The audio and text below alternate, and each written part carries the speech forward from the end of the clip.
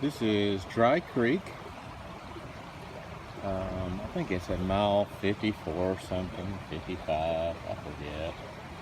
I just looked at the gut half app too. I'm terrible with these detailed numbers. This is, in my experience, the first creek I've had to take my shoes off for. From what I understand, about 2 weeks ago, on my gut hook app, some of the messages, it was about 2 feet deep here. It only came up about to my ankles here. What a difference 2 weeks makes. The rain was really intense in late February though, so I have no doubt it was deeper. Speaking of rain, I am walking another 3.5 miles or so up to Porter's Gap and riding into Talladega at the hostel there. It's on the Gut Hoof app. And he responded. I called him from the top of Horn Mountain where I camped last night, and he called me back within probably 20 minutes. I don't know if he's always that quick, but he was that quick yesterday. And sounds like he just has a really good heart for the hiker, and it is much appreciated because there's going to be rain this afternoon and rain tomorrow, and I'm trying to beat it. And it's 9 o'clock. Even my old ass can do 3.5 miles, and 1 o'clock's when he's coming. 4 hours. So that's the goal, is to go that way. I've got some climbing to do, but nothing like what I've been doing.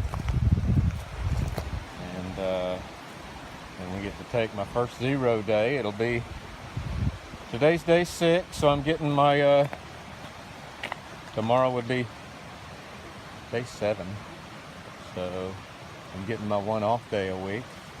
Let my body heal, eat some real food. Hello, I am on the Pinhoti Trail. I forget what my mileage is, a little beneath 70. This is a view, it's on the Gut Hook app.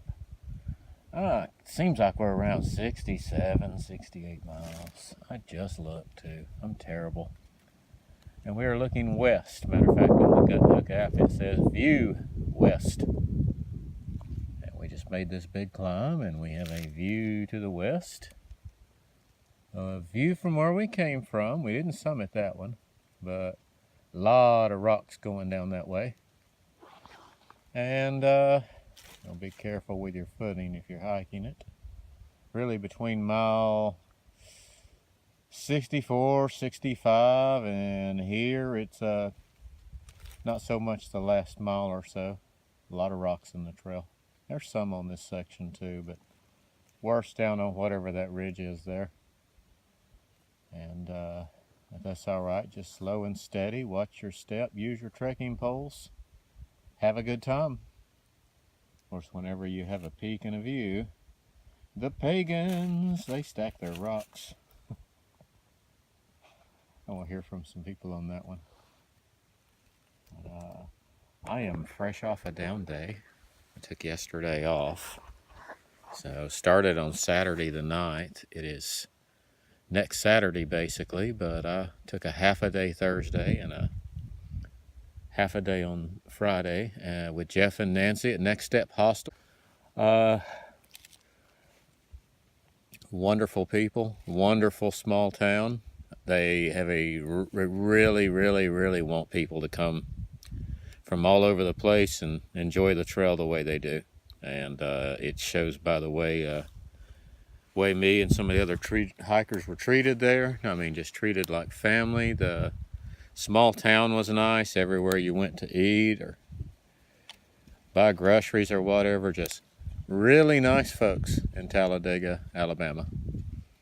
And I'm still well over 4 miles from the next water, and I don't like to ration overnight, so time to get back on it. That is the shadow of a tired hiker. Toughest climb so far on the Pinhoti.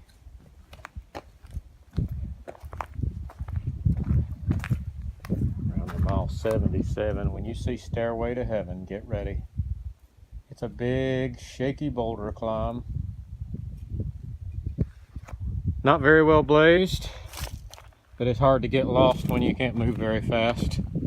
I found my way through it. I don't think I went quite the way the young woman who did the gut hook did, but occasionally I'd see a blue blaze and I'd course correct, and somehow or another I found my way up here. Probably the most dangerous climb I've done so far, just in the sense that it'd be real easy to fall and break something. It needs search and rescue, but I successfully made it. And that's another dangerous hike without search and rescue. Got a good streak going. Hopefully we'll keep it going. And this is the reward. Didn't take any pictures or video of the risk, but this is the reward. Looks like somebody's got a campsite down there. That's kind of cool. And it's my stuff over there. Big old rock, and from whence I came down there. Good morning. I believe it's March 18th. In the Chia Wilderness, up in these high elevations, walking amongst all these rocks. Been doing my videos later during the day, but Lord knows I've seen some good views, but this one just kind of jumped out and grabbed me. I don't even think I've been walking an hour yet. Oh, it is a chilly one. Thank God this sun's coming up. Unfortunately, up here you get the wind with the sun, but I'll take it. This is why we do it. It's not for the aches and pains.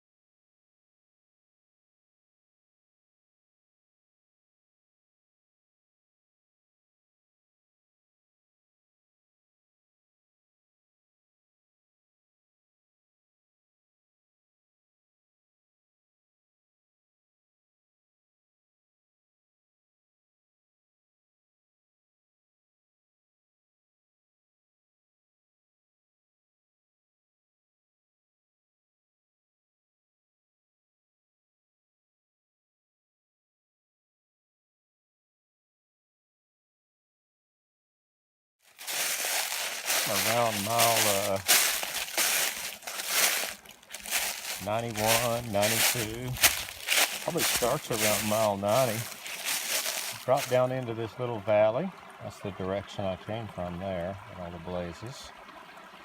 With a lot of running water, and it is, I think it's the 19th.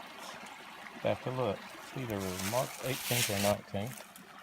And the first green of the spring that I've seen in this little Alabama wilderness, I've seen down in this valley. There's a lot of grass, a lot of greenery, real pretty. There are parts of the trail that I call the Camino de Burro, the donkey path. You really want to watch your step there. You think in terms of high elevation and rocks and big climbs as being dangerous, but definitely a spot you wouldn't want to misstep. Because even though we're down in the valley, that would be a hell of a tumble with a backpack on you. But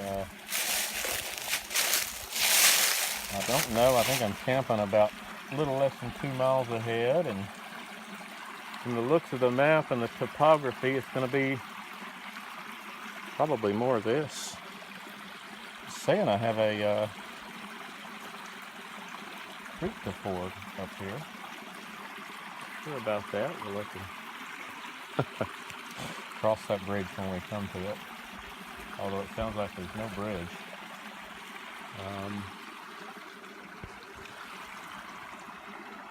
Cooled off nicely. I stayed up at the state park last night, and it was in the low 30s. Matter of fact, when I pulled my tent up, the condensation underneath froze immediately, which was nice. It made it a lot easier to pack a dry tent. I just brushed it off at that point, but what a difference a few hours and a little elevation makes.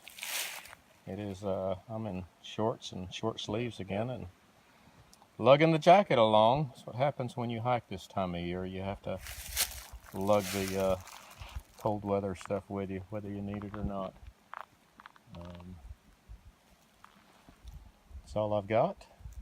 Don't know if I'll do another video today, but there is beauty after the state park and after all the elevation with the wilderness and the state park and all of that up there. You drop down here, there's a huge elevation drop. It's pretty much been downhill all day, and